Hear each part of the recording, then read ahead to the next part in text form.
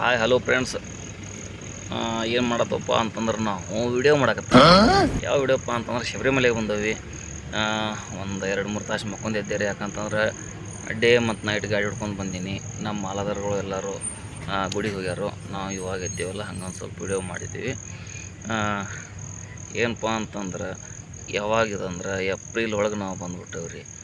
ಇಲ್ಲಿವಾಗ ಕಡಿಮೆ ಜನಸಂಖ್ಯೆ ಇರ್ತೈತಿ ಭಕ್ತಾದಿಗಳು. ಇವಾಗ ಒಂದು 20% ರೀ. ಯಾಕಂತಂದ್ರೆ ಜನವರಿ ಡಿಸೆಂಬರ್ ಒಳಗೆ ಫುಲ್ ಇರತ್ತೆ ರೀ. ಆ ಲೆಕ್ಕ ನೋಡಿದ್ರೆ ಇವಾಗ ಮಾತ್ರ ಒಂದು 20% ಐತಿ ಜನಸಂಖ್ಯೆ ಅಷ್ಟೇ. ಫುಲ್ ರಶ್ ಕಡಿಮೆ ಐತಿ. ಇನ್ನೂ ನಮ್ಮ ಜನ ಸ್ವಲ್ಪ ಡಿಸೆಂಬರು ಜನವರಿ ಬಿಟ್ಟು ಇಂಥ ಟೈಮ್ನಾಗ ಬರ್ಬೋದು. ಯಾಕಂತಂದ್ರೆ ದರ್ಶನ ಚಲೋ ಆಗ್ತೈತಿ. ಪೂರ ಖಾಲಿ ಐತ್ರಿ, ಖಾಲಿ ಐತ್ರಿ. ನಾವು ನಿನ್ನೆ ಬಿಟ್ಟಿದ್ದೀವಿ ರೀ. ನಿನ್ನೆ ಡೇ ಒಳಗೆ 11 ಬಿಟ್ಟಿದ್ದೀವಿ ರೀ. ಇವತ್ತು ಮಧ್ಯಾಹ್ನ 2 ಗಂಟೆಗೆ ಬಂದೀವಿ ರೀ. ಅಂತಂದ್ರೆ ಡೇ ಹೊಡ್ಕೊಂಡು ನಮ್ಮ ನೈಟ್ ಒಂದು 8 ಗಂಟೆಗೆ 10 ಗಂಟೆಗೆ ಬಂದೀವಿ. ಯಾಕಂತಂದು ಜಳಕ ಮಾಡಿ ಪೂಜೆ ಮಾಡ್ಕೊಂಡ್ರು. ಆ ಕಾರಣಕ್ಕೆ ಅಲ್ಲಿಂದ 10 ಗಂಟೆಗೆ ಬಿಟ್ಟಿವಿ. ಅಂದ್ರೆ 2 ಅವರ್ ಅಲ್ಲಿ ನಾವು ನಿಂತೀವಿ. ಆ ನಂತರ ಹೊಳ್ಳಿ ಕಂಟಿನ್ಯೂ ಗಾಡಿ ಹೊಡೆದ ಸ್ವಲ್ಪ ನಿದ್ದೆ ಬರಾಕತ್ರಿ ನೈಟ್ ಒಳಗೆ. ಯಾಕಂದ್ರೆ ಎಲ್ಲ ಸೋಮಗಳು ಮಕ್ಕೊಂಬಿಟ್ರಲ್ಲ. ಆ ಕಾರಣಕ್ಕೆ 3:15ಕ್ಕೆ ನಾನು ಗಾಡಿ ಸೈಡ್ ಹಾಕಿ ಮಕ್ಕೊಂಡಿ. ಒಂದು 4:15 ಮಟ್ಟ ಮಕ್ಕೊಂಡ್ರಿ. ಒಂದೂವರೆ ತಾಸು ನಾನು ಮಲ್ಕೊಂಡೆ. ಮತ್ತು ಅಲ್ಲಿಂದ ಗಾಡಿ ರಿಟರ್ನ್ ಸ್ಟಾರ್ಟ್ ಮಾಡಿದ್ದೀವಿ. ಸ್ಟಾರ್ಟ್ ಮಾಡ್ಕೊಂಡು ಮತ್ತು ಏರಿಮಲೆ ಬಂದೀವಿ. ಏರಿಮಲೆ ಒಳಗೆ ಒಂದು 2 ಅವರ್ ಅಲ್ಲಿ ಕಳೀತು. ಅಲ್ಲಿ ಕಳೆದಾದ ನಂತರ ಶಬರಿಮಲೆ ನೀಲಕಲ್ಲ ಇಲ್ಲಿ ಶಿವಾಲಯಕ್ಕೆ ಒಂದು ಪಾರ್ಕಿಂಗ್ ಮಾಡೀನಿ. ನಮ್ಮ ಸ್ವಾಮಿಗಳೆಲ್ಲರೂ ಇದಕ್ಕೆ ಹೋಗ್ಯಾರ ದರ್ಶನಕ್ಕೆ. ನಾವು ಇಲ್ಲೇ ರೆಸ್ಟ್ ಮಾಡ್ತೀವಿ ಇನ್ನೊಂದು 2 ಅವರ್. ಯಾಕಂದ್ರೆ ರಾತ್ರಿ 12-1 ಗಂಟೆ ಆದ್ರೆ ಅವ್ರು ಬಂದ್ರಂದ್ರೆ ಇಲ್ಲಿಂದ ಬಿಡ್ಬೇಕು ನಾವು. ಆ ಕಾರಣಕ್ಕೆ ಇಲ್ಲಿ ನೋಡಿರುವಾಗ ಯಾವ ಥರ ರಶ್ ಐತೆ ಇಲ್ಲೋ ಅಂತ ಕಾಸು ನೋಡ್ಕೊತ ಹೋಗೋನು. ಒಳ್ಳೆ ನಮ್ಮ ಸ್ವಾಮಿಗಳು ಎಲ್ಲಿ ಚಾ ಕುಡ್ದಾರಂತ ನೋಡ್ಕೊತ ಹೋಗೋನು. ಬನ್ನಿ ನೋಡ್ಕೊತ ಹೋಗೋಣ.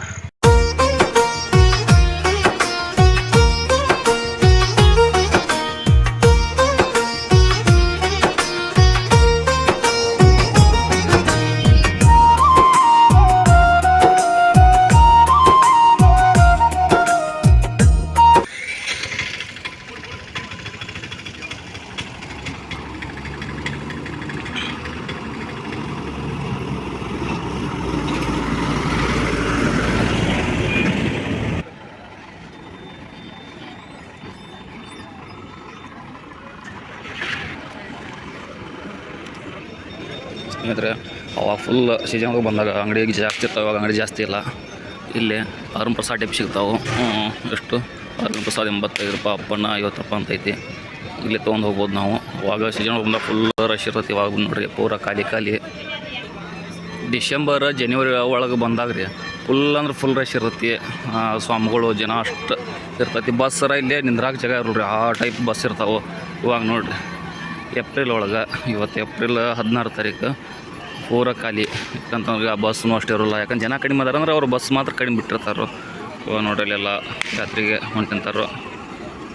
ಫುಲ್ಲಿಗೆ ಅವರೆಲ್ಲ ಮುಡಿ ಕಟ್ಕೊಂಡು ಕಾಸ ಬಸ್ ಹತ್ತಕ್ಕೆ ಆಲ್ರೆಡಿ ಈ ಬಸ್ ಅಂತ ಫುಲ್ ರಶ್ ಆಗೈತಿ. ನೆಕ್ಸ್ಟ್ ಈ ಬಸ್ಗಳು ಬಿಡ್ತಾರೋ ನೋಡ್ರಿ. ಇಲ್ಲಿ ಕೇರಳದೊಳಗೆ ಹೆಂಗಪ್ಪ ಅಂತ ನಮ್ಮ ಕರ್ನಾಟಕದಾಗ ಯಾವ ಟೈಪ್ KSRTC ಅಂತ ಐತಿಲ್ಲ ರೀ, ಅದೇ ಟೈಪ್ ಇಲ್ಲಿ ಗೌರ್ಮೆಂಟ್ ಇದಕ್ಕೆಲ್ಲ KSRTC ಬಸ್ ಸ್ಟ್ಯಾಂಡ್ ಅಂತ ಕಸ್ಕೊಳ್ತಾರೋ. ಆಗ ಇಲ್ಲಿಂದ ನೀಲಕಲ್ ಅಂದ್ರೆ ನಾವು ಶಿವಾಲಯ ಅಂತೀವಿ. ಇದು ನೀಲಕಲ್ ಇಲ್ಲಿಂದ ಪಂಪಾದ ಮಠ ಅಷ್ಟೇ ರೀ.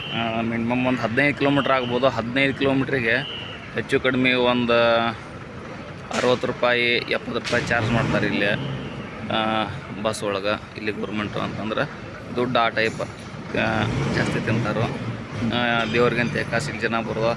ಆದ್ರೆ ಅಟ್ಲೀಸ್ಟ್ ಪ್ರತಿಯೊಂದು ರಾಜ್ಯದಿಂದ ಒಬ್ರು ಇಲ್ಲಿ ಬಂದ್ರೆ ಇಲ್ಲಿ ಗೌರ್ಮೆಂಟ್ಗೆ ಒಬ್ಬರಿಂದ ಹೆಚ್ಚು ಕಡಿಮೆ ಒಂದು 500-600 ರೂಪಾಯಿ ಲಾಭ ಐತಿ. ಯಾವುದ್ರಿ ಇದು ಹೊರಗಡೆದ. ಮತ್ತು ನಾವು ಏನೋ ಒಂದು ಖರೀದಿ ಇಲ್ಲಿ ಐಟಮ್ಗಳು ಖರೀದಿಗಿದ್ರಿ ಮಾಡಕತ್ತಿರೋದು ಒಂದು ಒಬ್ಬರಿಂದ ಒಂದು 4,000-5,000 ರೂಪಾಯಿ ಅವ್ರಿಗೆ ಇನ್ಕಮ್ ಐತಿ. ಅದರೊಳಗೆ ಅವ್ರದ್ದು ಏನೋ ಟ್ಯಾಕ್ಸ್ ಗೀಕ್ಸ್ ಅಂದ್ರೆ ಅವ್ರಿಗೂ ಇರ್ತಲ್ಲ. ಹೀಗಾಗಿ ಯಾವುದೋ ತೊಂದರೆ ಮಾಡೋಂಗಿಲ್ಲ ರೀ ಅಯ್ಯಪ್ಪ ಸ್ವಾಮಿಗಳಿಗೆ ಮಾಲಾದಾರಾಗ.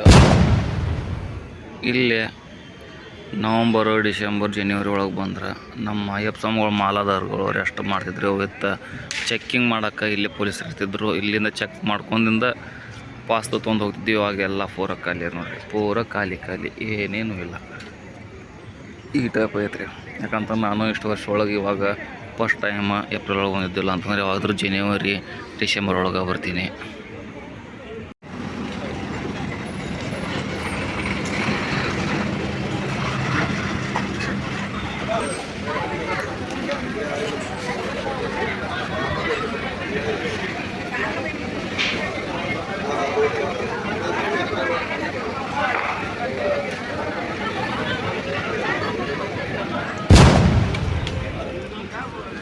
ಫ್ರೆಂಡ್ಸ್, ಇವಾಗ ನಾನು ಹೋಗಿ ಕ್ಯಾಸ ಎರಡು ಅರುಣ್ ಪ್ರಸಾದ್ ಡಬ್ಬಿ ತೊಗೋತಾನೆ ರೀ.